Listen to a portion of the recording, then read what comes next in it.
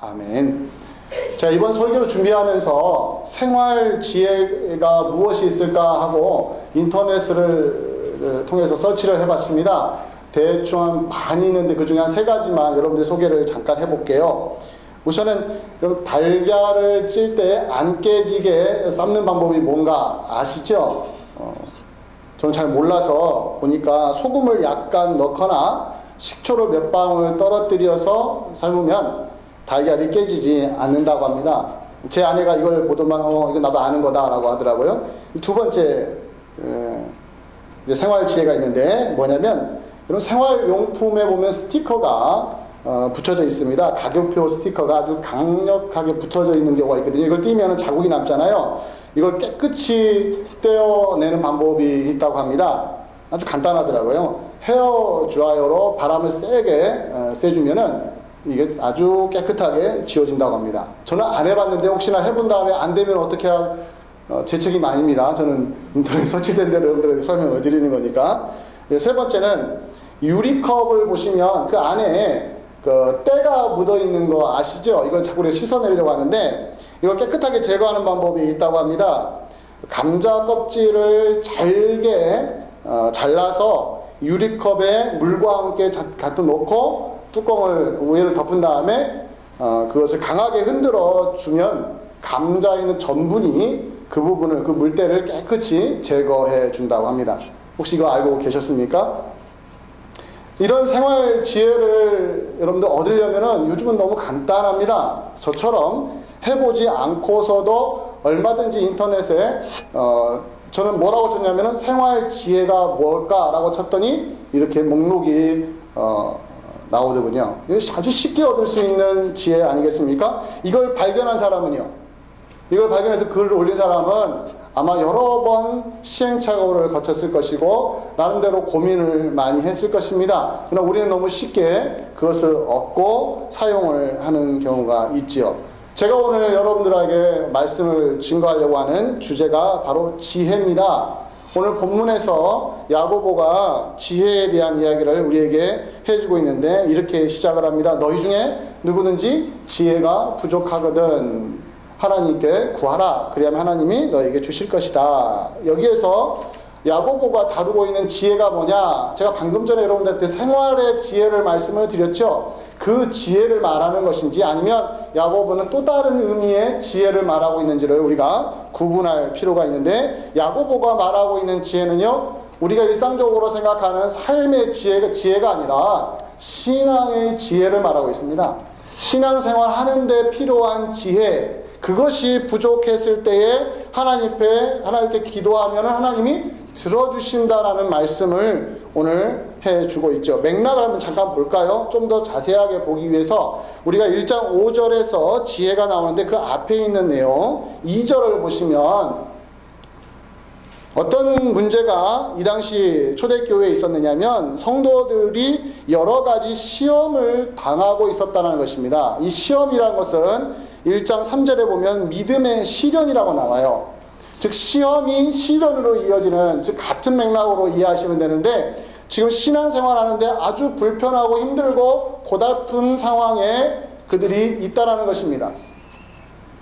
신앙생활하기가 너무 힘든 가운데 그들이 처해 있어요. 그것을 여러 가지 시험을 당했다, 믿음의 시련이라고 표현을 브로드하게, 제너럴하게 표현을 해주고 있을 뿐입니다.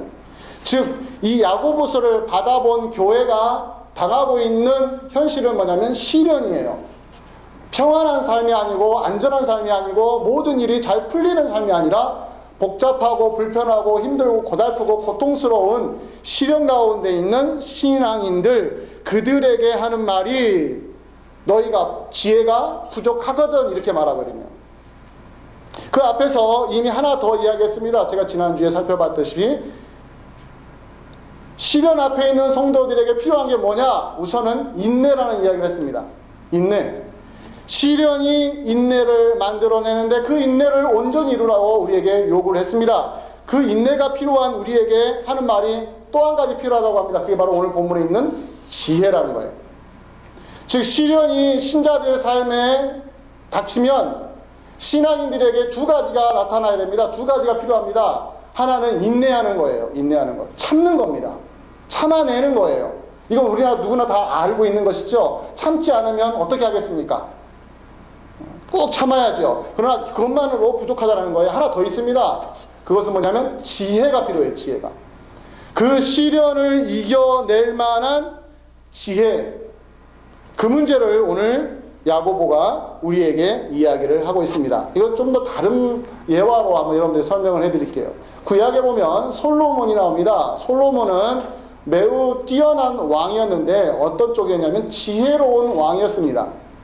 그 지혜가 어디서 왔냐면 하나님으로부터 왔는데 어떻게 그 지혜를 얻었느냐? 그가 기도하기보다는 번제를 드렸습니다. 구약식의 번제는 신약으로 말하는 예배인데 번제를 1000번을 드리는 가운데 하나님이 나타나셔서 하시는 말이 네가 나에게 무엇을 원하느냐 했을 때 솔로몬이 하는 말이 부귀 영화를 원하지 않고 지혜를 달라고 했습니다. 지혜를. 그러면서 이렇게 표현을 했습니다. 열왕기상 3장 7, 8절에 나와 있는데 제가 읽어드릴게요. 주께서 택하신 백성 가운데 있나이다. 그들은 큰 백성이라 수요가 많아서 셀 수도 없고 기록할 수도 없사오니 누가 주의 이 많은 백성을 재판할 수 있사오리까? 듣는 마음을 종에게 주사 주의 백성을 재판하여 선악을 분별하게 하소서. 자, 솔로몬은 왕이에요. 그러나 이스라엘 백성들에게 그 당시에 왕은 단순히 통치자만이 아니고 재판장이기도 했습니다. 선악을 구별을 해줄 수 있는 무엇이 옳고 무엇이 그른지 판단해 줄 수 있는 그런 위치에 있는 사람이 왕이었어요. 근데 솔로몬은 그것을 해 나감에 있어서 자기의 부족함을 인정을 했습니다. 너무나도 다양한 사건들, 다양한 사고, 상황들이 몰려오니까 자기가 가지고 있는 지식만을 가지고는 판결할 수가 없는 거예요. 그래서 지혜가 필요하다는 것을 확인을 하고 하나님이 내가 너에게 무엇을 줄까 하니까 그가 하는 말이 이 많은 백성을 내가 주의 뜻대로 판단을 해주고 재판을 해줘야 되는데 나에게 지혜가 필요합니다. 그 지혜가 뭐냐면 바로 오늘 야고보에 나와 있는 1장 5절에 너희 중에 무엇이 부족해요? 누구든지 지혜가 부족한 것과 같은 매치예요. 즉 여기서 말하는 지혜는 제가 서론에서 말씀드렸던 생활의 지혜를 얻기 위하여 기도하자. 우리 아이들이 이 세상에서 지혜로운 아이가 되도록 위해서 기도하자. 제가 처음 신앙생활했을 때 제가 가르침 받았던 목사님이 저에게 이런 말씀하셨습니다. 제가 그때 고등학교 때 있는데 너희 공부 잘하고 싶지? 그러면 잠언서를 많이 읽으라고 했습니다. 잠언서. 잠언에 있는 내용을 보면 아주 지혜롭거든요. 그래서 제가 잠언을 많이 읽었어요. 그런데 공부에는 하나도 반영이 안 되더라고요. 반영이 안 돼요. 왜요? 잠언서가 바로 솔로몬이 썼다고 하는 책인데 그 잠언에 있는 내용은 다 누구와 관련지어서 하나님과의 관련지어서의 지혜이지 이 땅을 어떻게 살아가고 이 땅을 어떻게 하면 성공할까 이 차원으로 설명한 내용이 아니라는 것이죠. 오늘 야고보에 나와 있는 야고보가 너희 중에 초대교회 성도들에게 그런 거예요. 시련 가운데 있는 성도들에게 너희 가운데 지혜가 부족하냐? 하나님 앞에 기도하라. 하나님이 그 지혜를 주실 것이다 하는 그 지혜는 우리가 통상적으로 알고 있는 사람이 똑똑해지는 것, 다른 사람보다 위에 설 수 있는 것, 성공할 수 있는 것, 지혜로운 사람에게 사람들이 막 몰리듯이 그런 지혜가 아니라 맥락을 봤을 때에 무엇입니까? 시련 가운데 있을 때에 어떻게 하면 이 시련을 이겨낼 수 있을까? 그 시련의 내용을 가만히 들여다보면 내가 책을 통해서도 확인할 수가 없는 것이고 철학자에게서 물어봐도 확인할 수 없는 하나님과의 관계 속에서 되어지는 문제이기 때문에 그 지혜를 과연 어디에서 얻을 것인가? 하나님밖에는 없다라는 이야기를 야고보는 해주고 있는 거예요. 여러분 그런 맥락에서 여러분 지혜를 좀 깊이 같이 고민하기를 원합니다. 또 하나 이 지혜와 관련돼서 야고보에 한 번 더 등장하는데요. 여러분들 3장으로 한번 가보시겠습니다. 3장 15절입니다. 우리가 이 야고보가 지혜가 부족하다. 이거 지혜를 이야기할 때 두 가지를 구분하도록 요구를 했습니다. 3장 15절에 이러한 지혜는 위로부터 내려온 것이 아니요 땅 위의 것이요 정욕의 것이요 귀신의 것이니 시기와 다툼이 있는 곳에는 혼란과 모든 악한 일이 있음이라. 그러나 오직 위로부터 난 지혜는 첫째 성결하고 다음에 화평하고 관용하고 이렇게 나오죠. 여기는 두 가지 지혜가 나옵니다. 너희 가운데 지혜가 부족하거나 하나님께 구하라 하나님 주실 것이다. 근데 그 지혜가 필요한데 그 두 가지 지혜가 있다는 이야기예요. 하나의 지혜는 땅에 속한 지혜고 또 하나의 지혜는 하늘에 속한 지혜. 위로부터 내려오는 지혜, 하나님이 주시는 지혜. 이걸 잘 구별을 하기 위하여 뭐 하라는 거예요? 하나님 앞에 기도하면 하나님이 너희의 기도를 들어주실 것이다. 따라서 신자들이 시련 가운데에서 그 시련을 헤쳐나가기 위하여 필요한 지혜는 땅에 속한 지혜가 아니라는 거예요.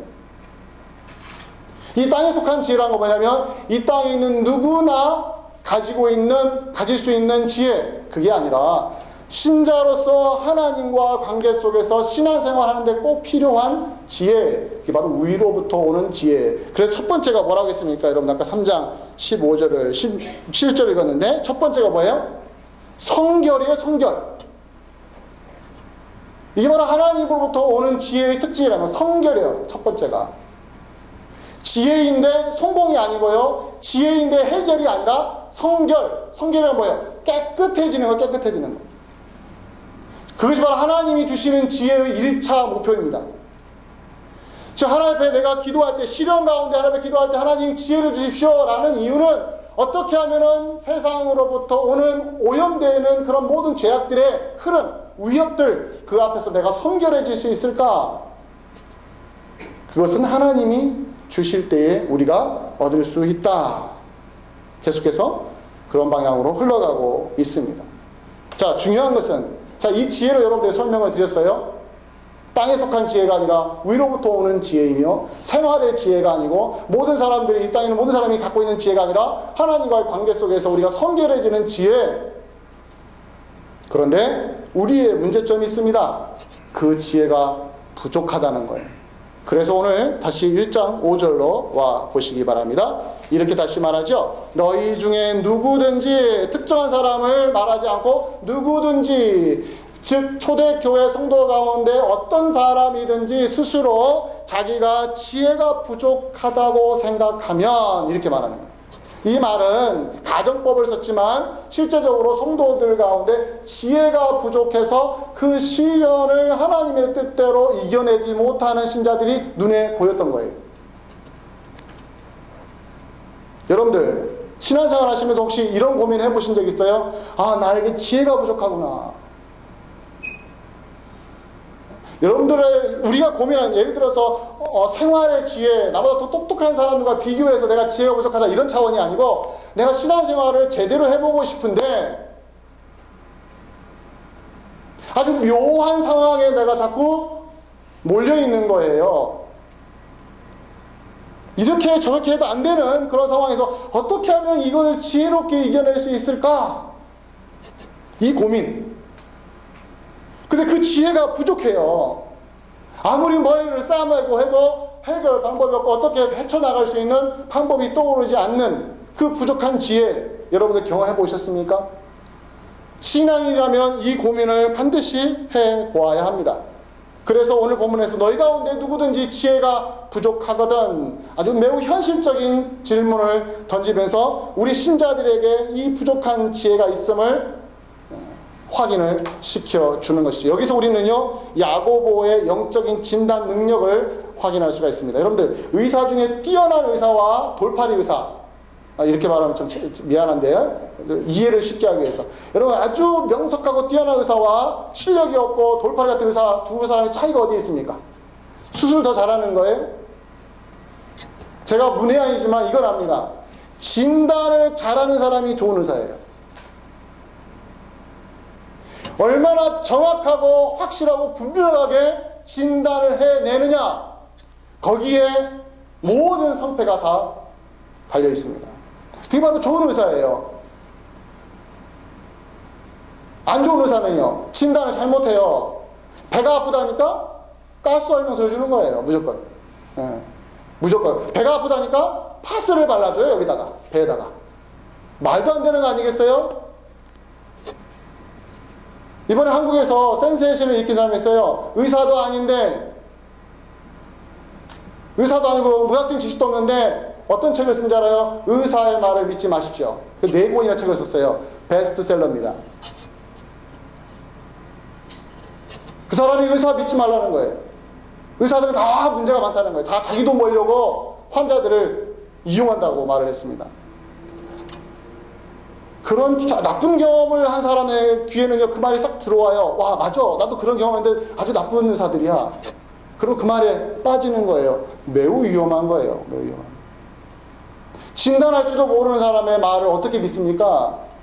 아무리 의사가 실수를 한다 할지라도 의사들의 실력은 어디서 나오는 거예요? 계속해서 임상실습을 통해서 실수에 실수를 반복하면서 점점점 그 진단 능력을 키워나가는 거 아니겠습니까?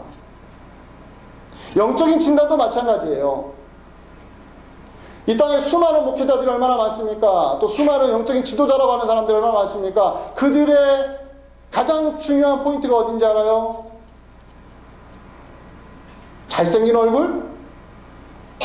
화려한 스펙? 뛰어난 화술? 사람들의 마음을 들었다 놨다 하는 놀라운 능력? 세상 지식? 우리 목사님은 모르는 게 없어. 과학이면 과학, 문학이면 문학, 입만 열면은 술술술술 막 박학다식한 게 다 나와. 와, 우리 목사님 최고야. 여러분, 그거 확인하러 이 자리에 오시는 겁니까? 기독교에서 지도자라고 하는 사람들의 가장 중심적인 부분은 뭐냐면 영적인 진단 능력이 얼마나 뛰어나느냐, 여기 있습니다. 성도님들의 모습을 봤을 때 영적인 눈으로 영적인 진단을 내릴 수 있는 사람, 하나님의 눈으로 그 사람들의 영적인 상태를 정확하게 짚어낼 수 있는 목회자여야, 그런 사람이 교회의 지도자가 되어야, 그런 분들이 기도해야 바른 방향으로 흘러가게 되는 거예요. 잘못된 진단을 하기 시작하면 그 다음부터 성도님들이 울기 시작합니다. 그래서 그런 사람들을 만나가지고 재산 뺏기고 상처받고 얼마나 비참하게 사는지 몰라요. 대표적인 게 이단들이죠. 근데 이단도 아닌 정상적인 교회에서 이상한 영적인 진단을 해가지고 사람들의 영혼을 사냥하는 경우도 얼마나 많은지 모릅니다. 즉, 그래서 우리가 여러분과 제가 말씀을 증거하지만 여러분과 제가 가야 할 곳, 확인해야 될 곳, 출발해야 될 곳, 언제나 확인할 지점은 이 말씀이라는 이야기예요. 즉, 야고보가 그 당시 교회 성도들의 영적인 진단을 하면서 너희 가운데 지혜가 부족하구나, 이 정확한 포인트를 집어내면서 그 부족한 지혜를 어떻게 할 것인가 라고 해서 성도님들의 눈과 귀를 쏠리게 하는 거, 어디로? 지혜 쪽으로. 이 당시 사람이나 지금이나 똑같이요. 몸은 교회에 왔어도 마음은 세상에 있기 때문에 지혜라고 한다면 하나님이 주시는 지혜, 하나님의 뜻을 분별하는 지혜, 세상에서 오염되지 않고 성결해지는 그런 지혜 쪽이 아니라 어떻게 하면 좀 더 뛰어난 사람이 되어서 사람들 우애에 쓰고 좀 더 편한 길로 가고 재산이 모이고 내 집도 좋아지고 이런 지혜, 이런 데만 성도들이 마음에 가 있거든요. 참 이런 말을 안 하려고 했는데 여러분, 다니엘 학습법이라는 책이 있었습니다. 여러분, 그 책 혹시 있으면 죄송합니다만 쓰레기통에 버리십시오. 물론 지금 없겠지만 제 후배 목사님이 그 책을 썼는데 말도 안 되는 책을 썼어요. 그 책이 팔린 이유는 그 책의 저자가 서울대 출신이었어요. 서울대 출신이기 때문에 다니엘처럼 하나님 앞에 작정하고 성결을 유지하면서 기도하면 하나님이 좋은 대학 가게 하신다. 그래서 교회 다니는 학부모님들이 이거에 마음을 빼앗겨가지고 돈 투자해가지고 거기 기도원에 가는 거예요. 다니엘 학습법 배우는 거예요. 근데 마음은 어디가 있는지 알아요? 하나님의 뜻이 무엇이냐 분별하는 것이 아니라 내 자식이 어떻게 하면 좋은 대학 가게 할까? 이 방법, 이것을 어떤 방법을 쓰는 거예요? 다니엘 학습법을 통하여 써본다는 거예요. 여러분, 좋은 대학 가려면 뭐 해야 돼요? 공부하면 되는 거예요. 공부하게 해요. 공부 안 하고 기도하면 좋은 데 갑니까? 안 갑니다. 혹시 그런 사이비 같은 말 듣는, 요즘 여기 이민사회에 너무 이상한 소리가 많이 들려서 말도 안 되는, 성경에 말하는 이 지혜라는 이야기는 우리가 이 세상에서 더 똑똑해지는 지혜가 아니라, 다시 말씀드립니다, 시련 가운데 있을 때 사리분별하기가 어려운, 무엇이 옳고 무엇이 그른지 회색지대 같은, 안개 속에 있는 것 같은 그런 아주 묘한 느낌이 있을 때가 있어요. 어떤 것이 옳은 것인지를 판단하기 어려울 때 바로 그때 필요한 지혜라는 거예요. 그 지혜가 부족하다는 것을 인정한다면 그 다음에 우리가 야고보의 말을 들어볼 수가 있습니다. 어떻게 하라고 합니까? 자, 다시 보죠. 1장 5절. 너희 중에 누구든지 지혜가 부족하거든 그 다음에 뭐라고 합니까? 모든 사람에게 후히 주시고 꾸짖지 아니하시는 누구에게요? 하나님께 구하라, 기도하라. 구하라고 말한 거죠. 그리하면 주실 것이다 라고 분명히 말합니다. 자, 지혜가 부족하면 누구에게 가라고요? 하나님께 가라고 말합니다. 이것이 야고보의 답이고 성경의 답입니다. 자, 그런데 자, 여러분들에게 하나의 예화를 들어드리죠. 마릴린 사반트라는 여성이 있습니다. 지금도 생존하고 있는 미국 사람인데, 마릴린 사반트. 저 이것도 인터넷 찾아봤어요. 여러분들 똑똑해서 제가 잘 알고 있는 게 아니라 인터넷에 좀 다 있어요. 요즘은 따로 뭐 머릿속에 집어넣을 거 없더라고요. 딱 치면 다 나와요. 이 사람이 기네스북에서 한때 공식적으로 IQ가 제일 높다고 인정받았던 여인이었어요. 근데 그 여성이 이런 말을 했습니다. 지식을 얻으려면 공부를 해야 합니다. 그러나 지혜를 얻으려면 관찰을 해야 됩니다. 관찰을. 즉 지식은 공부에서 오지만 지혜는 관찰에서 옵니다. 그래서 여러분들이 사물을, 세상을 잘 관찰하면 거기에서 지혜가 옵니다. 틀립니까? 맞습니까? 맞습니다. 틀린 말 아니에요. 자, 옛날로 돌아가서 고대 그리스 철학자인 헤라클레이토스는 이런 말을 했습니다. 지혜를 얻고 싶습니까, 여러분? 지혜를 얻으려면 마음을 열어놓으십시오. 같은 맥락이에요. 관찰하는 거나 마음을 열어놓는 거나 같은 맥락입니다. 마음을 열어라는 것은 선입견, 편견에 사로잡히지 말고 마음을 활짝 열고 들을 귀를 열어놓으라는 이야기예요. 그러면은 지혜가 생긴다는 거죠. 얼마나 좋은 말이에요. 그런데 왜 야고보는 우리에게 하는 말이, 자, 지혜가 부족하면 어떻게 하라고요? 마음을 열으라고 합니까? 관찰하라고 합니까? 신자들 어떻게 하고 있나 관찰하라는 거예요? 아니요. 하나님께 기도하래요. 이걸 어떻게 이해해야 됩니까? 자, 그러면 이런 질문을 던질게요. 자, 이 답을 얻었어요. 아, 그럼 우리 기도하면 됩시다. 기도합시다. 그러면 됩니다. 자, 그러나 여러분들 질문하죠. 자, 그러면 신앙인이 지혜를 얻기 위해서 무조건 기도만 하면 됩니까? 여러분들 기도 안 해서 지혜가 없는 거예요? 자, 기도만 하면 지혜가 넘치는 신자가 될까요? 이렇게 제가 강조해도 여러분들 아멘 하실 건데 제가 왜 사서 고생하는지 모르겠어요. 신앙인이 지혜를 얻기 위하여 사람에게 가면 안 됩니까? 연륜이 많은, 경험이 많은 신앙인에게 가서 물어보면 안 됩니까? 여러분들이 저에게 물어보면 안 됩니까? 목회자에게? 또 여러분, 저는 여러분 권사님들이나 인생 경험이 많으신 분들에게 물어보면 안 됩니까? 이럴 땐 어떻게 해야 됩니까?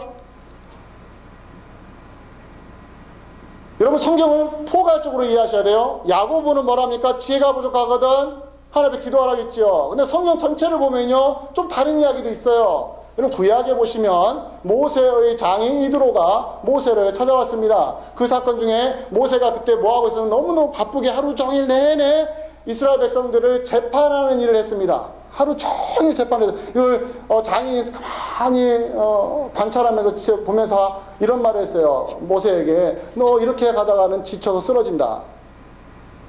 그러지 말고 너 혼자 다 해결하지 말고 중간에 아주 능력있고 지혜로운 사람을 선택해서 그들로 하여금 작은 일은 재판하게 해라. 그리고 그들이 하지 못하는 것은 너에게 넘어오게 해서 네가 해결해 주라라고 지혜로운 말을 했어요. 그리고 그대로 모세는 행동으로 보여줬습니다. 자, 하나님께 기도해서 얻었습니까? 장인이 알려줘서 얻었습니까? 장인이 알려줘서 얻었어요. 그럼에도 불구하고 왜 기도하라고 했을까요? 기도하지 말라는 걸까요?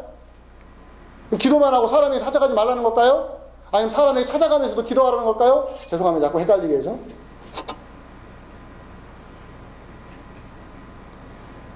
우리는 생각할 줄 아는 사람들이고요. 지성적인 사람이고 뭐 판단할 줄 아는 사람이에요.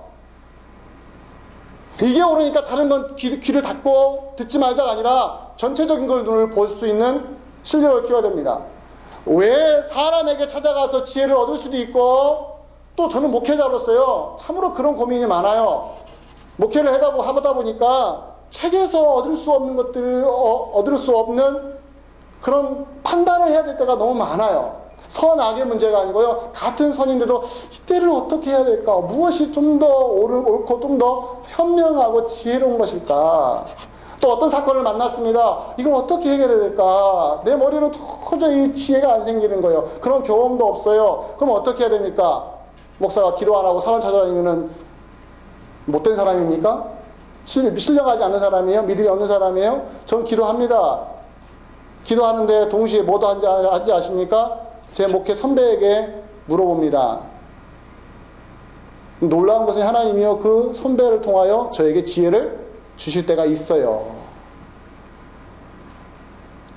그분은 경험을 했기 때문에 소스를 주는 거예요. 그걸 얻어서 제가 행동에 결정하는데 도움을 받을 때가 있습니다. 매번 그런 건 아니지만. 자, 그런 걸 복합적으로 했을 때 여러분들, 왜 이 야고보는 시련 가운데 성도들에게 사람에게 찾아가라는 말을 안 하고 왜 하나님께 기도하라 했을까? 그럼 사람에게는 찾아가지 말라는 것일까? 그런 단순한 논리가 아니라, 잘 들으셔야 돼요. 이 말은 뭐냐면 시련 가운데 있다라는 이야기예요. 비유적으로 설명해 드릴게요. 여러분, 군인 중에 전쟁 중에 있는 군인이 있고요, 평화 중에 있는 군인이 있습니다. 둘이 같습니까? 틀립니까? 다릅니까? 달라요. 태도가 달라요. 전쟁 가운데 있을 때는요, 죽느냐 사느냐의 문제예요. 근데 한가롭게 뒤에서 서로 의논할 일이 있어요, 없어요? 이거 못합니다. 즉각 찾아가 그 자리에서 행동하고 판단해야 돼요. 사람하고 의논할 수 있는 여유가 없는 거예요. 그러나 평화 중에는요, 자기들끼리 회의를 많이 하는 거예요. 머리를 감싸보고 해보고. 그거 나름대로 좋은 방법이기도 하죠. 왜? 시간적 여유가 있으니까. 자, 운동선수 보지요. 여러분, 올림픽 경기에 직접 참여를 했습니다. 내가 수영으로 바로 뛰어들어야 됩니다. 근데 남과 경쟁해서 바로 가야 돼요. 근데 한가롭게 앉아가지고, 코치에 앉아가지고 지금 스타트를 해야 되는데 앉아가지고 분석하고 있어요. 이게 말이 돼야 안 돼요? 안 되는 거 아니겠습니까? 즉, 여기에서 기도하고 사람에게 찾아가지 말라는 것이 아니라 독불장군식으로 하나님 앞에 나는 기도했으니까 하나님 나에게 기도응답 주셨으니까 나 혼자 결정하고 난 하나님께 받았으니까 아무도 나에게 뭐라고 못해, 코치하지 못해, 사람 말도 듣지 않고 그냥 나 혼자 하나님 뜻이냐고 아무도 막을 수 없어. 이런 독불장군식의 신앙인을 만들어낸 게 아닙니다. 제발 여러분들 이런 신앙인들 되지 마시길 바랍니다. 독불장군 정말로 무섭습니다. 이 독불장군, 이 듣는 귀가 없는, 이건 너무너무 사람을 힘들게 해요. 목회자가 만약 독불장군식으로 여러분 교회 해보십시오. 성도님들 아파 쓰러집니다. 아니에요. 그런 이야기가 아니고, 여기서 말하는 것은, 야고보가 말하는 것은 사람에게 찾아갈 여유가 없고 주변에 사람이 없는 가운데서 시련을 당하고 있다는 이야기예요. 그 문제를 다루고 있는, 그 문제를. 주변에 아무도 없어요. 주변에 나를 도와줄 사람이 없다라는 거예요. 여러분, 얼마나 그게 고통스러운지 알아요? 고통 가운데 있는데 혼자 있어요. 이것처럼 비참한 게 어딘지 아십니까? 이번에 한국에서 무명 연극인이 자살을 했습니다. 생활고에 시달려서 비참하게 죽었어요. 그리고 그 전에, 몇 년 전에 최고은 작가라는 사람이 생활고에 시달리다가 비참하게 죽었습니다. 그걸 확인하고 국가적으로 제정을 했습니다. 최고은법이라고. 그래서 이 연극인들, 예술인들 중에 최저 생활도 못하는 사람들에게 국가에서 지원을 해주자. 그래서 스스로 생활고에 시달리다가 자살하거나 죽는 일은 없도록 만들자. 물론 잘 안 되더라고요. 말 들어보니까.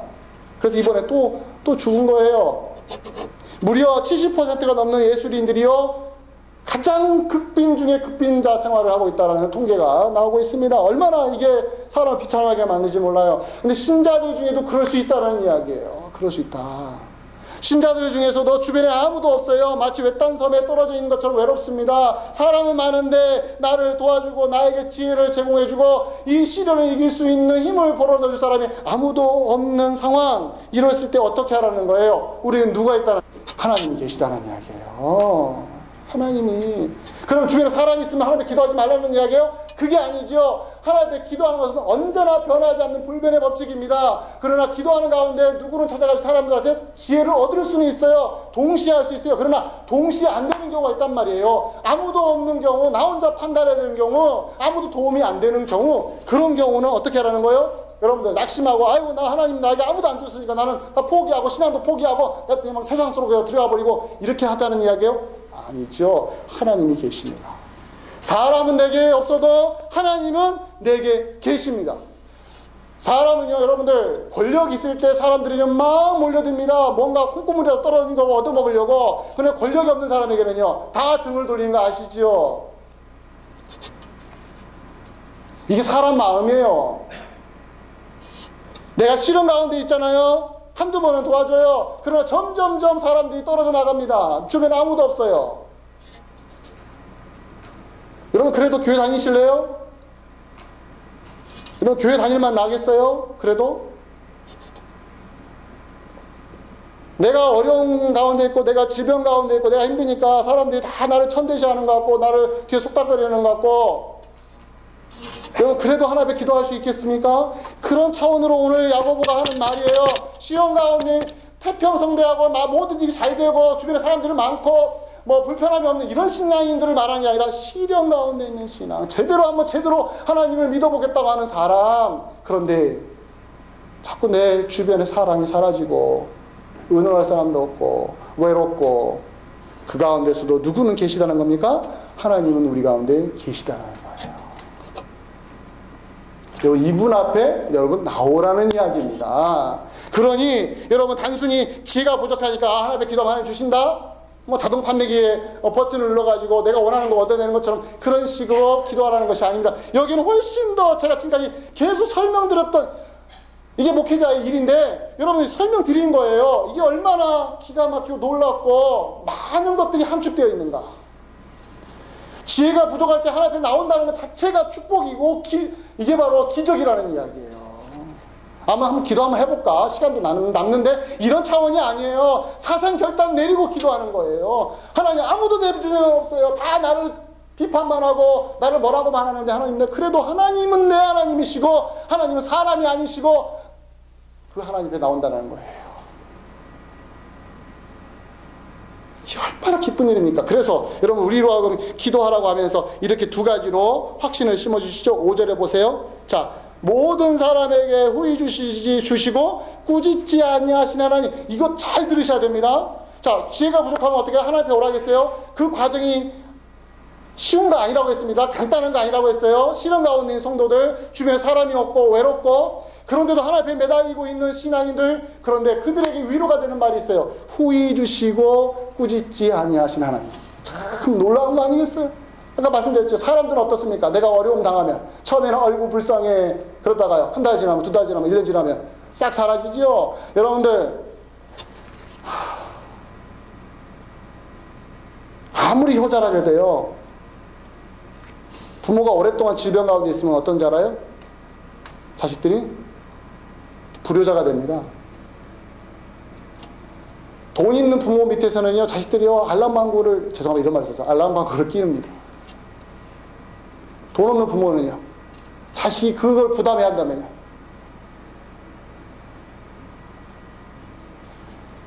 오래 못 갑니다. 심지어는 내 부모와 자식인데도 그래요. 하물며 교회에서 돌아서면 남남이고 아무것도 볼 것도 없고 아무 관계도 아닌 여러분과 저 단지 예수 그리스도를 믿는다는 이유로 그리스도 안에서 형제자매가 됐다고 하는 우리들, 어렵다고 해서 뭐가 도와주겠습니까? 얼마나 도와줄까요? 얼마나 주변에 사람이 있겠습니까? 그런데 그러한 실망과 좌절과 쓴 맛을 볼 수밖에 없는 인간관계인데, 그리스도인이라 할지라도 교회라 할지라도, 그런데 그 가운데서 우리가 붙들고 있는 하나님이 누구냐는 거예요. 후히 주시고 꾸짖지 아니하시는 하나님. 이 말 한마디를 야고보가 여기다가 집어넣는 이유가 있어요. 그러니 성도 여러분, 시련 가운데 있다고, 사람들이 내 주변에 아무도 없다고, 다 나를 멸시한다고 해서 좌절하고 하나님도 없다고 손가락질하면서 신앙 등 돌리지 마시고 누구 앞에 나오라는 이야기예요? 우리 하나님 앞에 나오라는 이야기예요. 하나님 앞에 후회 주시고 꾸짖지 아니하신단 말이에요. 사람들은 내 겉만 보고 후회 주지도 않고 인색하고 꾸짖기만 하고 저러니까 못 살지, 저러니까 못 살지, 이런 소리만 하고 있고, 이렇게 비난하는 신앙인들만 많지, 진심으로 나를 궁일히 여기고 나를 불쌍히 여기고 나를 이해해주는 사람들은 주변에 아무도 없을 때 누구에게 가는 거예요? 호의 주시고 꾸짖지 아니하신 하나님이란 말이에요. 여기에서 힘을 얻으셔야 그 다음에 여러분들이 뭐하고 있는 겁니까? 나를 비난하는 사람들, 원수 같은 사람들 어떻게 하는 거예요? 어떻게 해요? 같이 그냥 손가락질 해버리는 거예요? 아니죠. 끌어 안을 수 있는 힘이 온다. 이게 기독교의 신비이고 십자가의 비밀이란 말이에요. 이걸 배우라고 교회 다니는 거고, 이걸 배우라고 성경 읽고, 이거 하라고 신앙이라고 이름을 붙여주는 거예요. 그런데 너무나 많은 신자들이 이걸 못 배우는 거예요. 후회 주시고 꾸짖지 아니하시는 하나님에 대한 확신이 무너져 버린 상태에서 어디로 가겠습니까? 그러니까 교회에서 사람에게 실망하면 어떻습니까? 다 등 돌려버리는 거잖아요. 하나님도 없다고. 하나님을 발견을 하고 하나님을 의지하고 후회 주시고 꾸짖지 아니하시는 하나님을 만나서 그분 앞에서 위로를 받고, 나는 외롭지 않습니다. 아무리 내 주변에 사람이 없어도 주님이 계시기에 나는 천하를 얻은 것처럼 즐겁습니다라고 하는 놀라운 영적인 포만감과 풍부함을 누리고 있는 신앙이란다면 여러분들 웬만하면 넘어지지 않습니다. 여러분, 이런 사람을 길러내기 위하여 목사가 존재하는 거고, 이것을 위해서 성경 공부를 하는 거고, 매주마다 여러분들에게 이렇게 목소리를 높여서 설교하는 거예요. 우리 하나님이 어떤 분이십니까? 여러분, 기도하실 때 꼭 기억하십시오. 후히 주시고 꾸짖지 아니하시는 넉넉하신 하나님, 열려있는 하나님, 그분 앞에 기도하고 계시는 거예요. 여러분은 다른 목소리에 귀를 기울이지 마십시오. 우리 하나님은 여러분들의 외모로 판단하지 않습니다. 심지어 여러분이 죄를 지어도 왔을 때 예수 그리스도 십자가로 용서해 주시는 분이신데, 그 다른 것들은 뭐 말해서 뭐 하겠습니까? 우리 하나님은 그런 분이에요.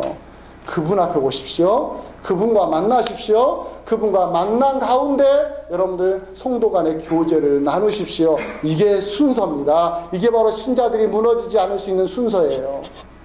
하나 더 합니다. 이렇게 말합니다. 1장 5절에 자, 우리가 기도할 수 있는 힘이 어디서 오느냐? 후히 주시고 꾸짖지 아니하신 하나님인데, 그 다음에요, 하나님께 구하라. 그리하면 그 다음에 뭐라고 나와요? 주시리라. 이겁니다. 기도 응답이에요. 기도 응답.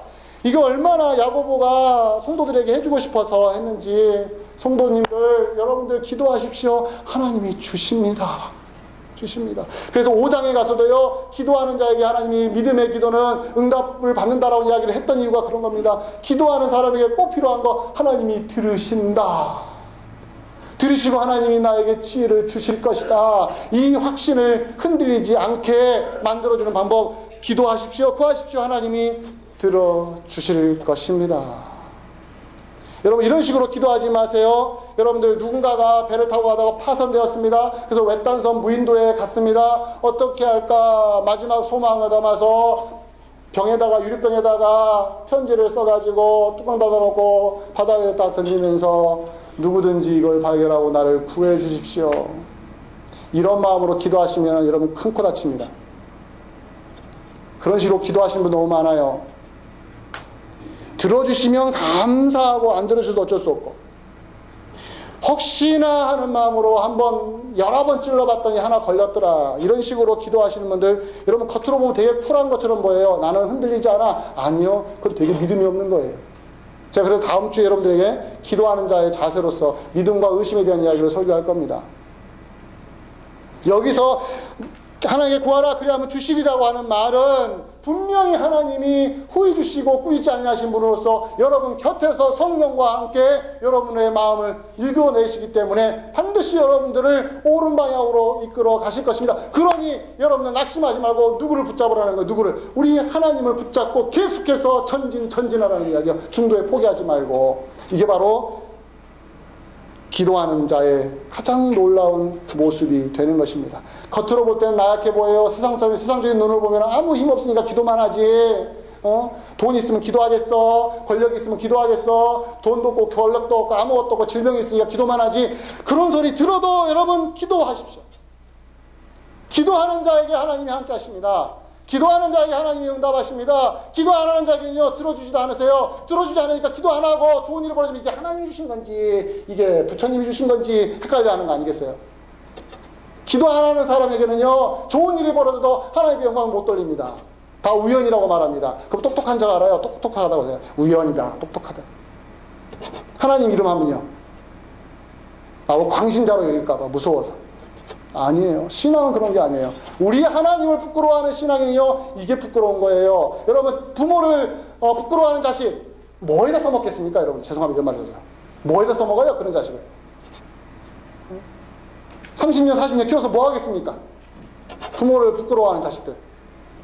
근데 기독교인들이요, 하나님을 부끄러워해요. 하나님을 얼마나 부끄러워하는지 몰라요. 들어주신다고 하는데도 하나님 앞에 안 나와요. 무슨 강심장이십니까, 여러분들? 제가 왜 강조하는지 아시죠? 다음 주 새벽 기도 안 나오게만 해보시죠. 말씀을 마치겠습니다. 사랑하는 여러분, 시련은 모든 성도들에게 일어날 수 있는 현재입니다. 그렇죠? 어떻게 해야겠어요? 인내를 해야 돼요. 참을 수밖에 없죠. 그러나 그것은 매우 소극적이에요. 그렇죠? 하나 더 있습니다. 지혜가 있습니다. 그 지혜를 누가 주신다고 했어요? 약속하셨어요? 하나님이 주신다고 약속했어요. 그럼 여러분과 제가 할 일은 뭡니까? 시련 가운데서 좌우, 그쵸? 사람들 보면서, 세상 보면서 낙심하지 말고 그 하나님 앞에 매달리십시오. 주신대요. 후히 주시고 꾸짖지 아니하시는 우리 하나님이 우리의 기도를 들으신대요. 이거 확신하고 주 앞에 나가시기를 주의 이름으로 간절히 축원드립니다. 기도하겠습니다.